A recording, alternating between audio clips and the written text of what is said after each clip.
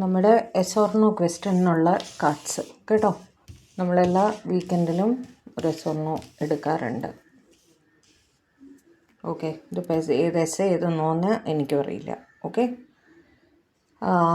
Card number 1, card number 2, card number 3, 4, 5. മനസ്സിലായല്ലോ?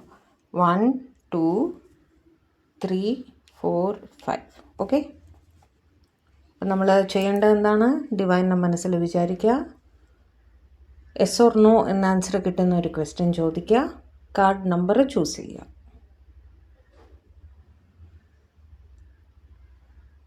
Choose ചെയ്തോ? എടുക്കട്ടെ. Card number 1 answer